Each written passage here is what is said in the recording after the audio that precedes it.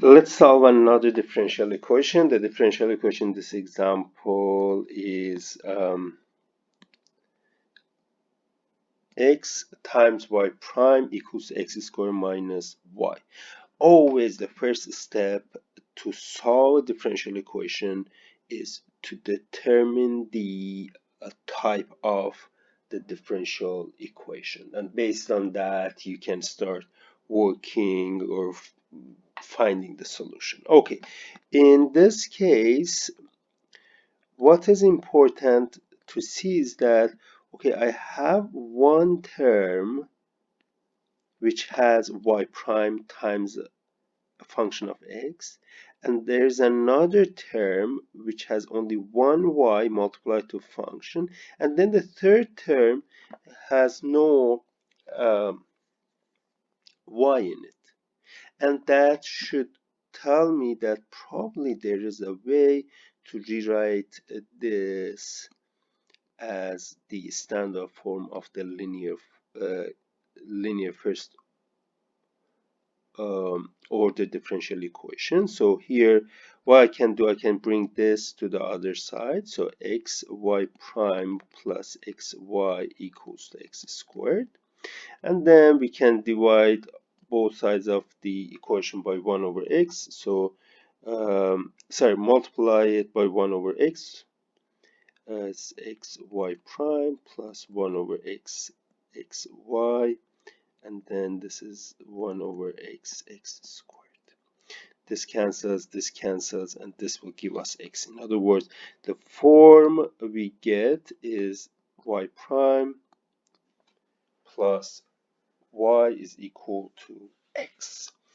This is a linear differential equation, and to solve a differential equation we need to first step one is well, write it in the standard form, which we already did, and identify px and qx. Identify px and qx. Well, here I have y prime plus px y. I'm just writing the general form, and what I have here is y prime plus 1 times y. Yes, that's what we have. Then the right hand side is x. This means that qx is x and this px is 1. So we have px 1 and qx is just x.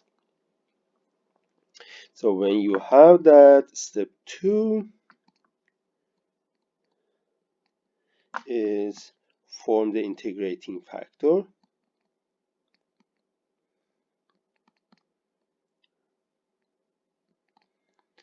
In fact, for the first order linear differential equation, we have formula for the integrating factor. It's e to the power integral of just px dx. And in this case, I have integral 1 x, oh sorry, 1 dx. Px is just 1, and that means that I have integral of 1 is x.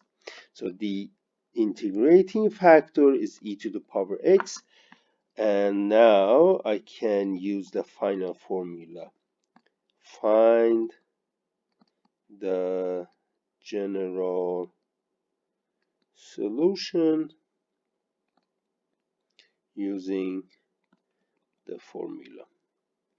What is the formula? So this is something like quadratic formula you have to keep in mind at this stage. So it is y, the general solution is 1 over ux integral of qx times ux dx. And when you look at that, okay, I usually put that plus c that we are supposed to put at the end of the integration, and this is supposed to be multiplied by the whole 1 over ux. So let us plug in everything here. This is e to the power x integral of x e to the power x dx, and c is there. So it's enough to find the integral x e to the power x dx. Remember that when you have a power of x times x, we need to do integration by parts. And what we need to take here, dv, well, dv is e to the power x, u is x. From that, du is going to be just 1 dx, and v is going to be integral of ex dx, which is just e to the power x. And well, would then apply the integration by parts. This is x e to the power x minus integral of 1 e to the power x dx. And that gives us x e to the power x minus, oops, integral of e to the power x is just e to the power x. Well, I can simplify this. I can factor out e to the power x.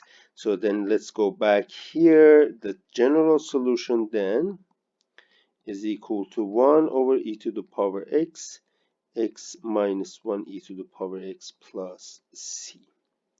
And while this is x minus 1 e to the power x over e to the power x plus c e to the power x. These two cancel, and we have x minus 1 plus c over e to the power x. That's the general solution. The general solution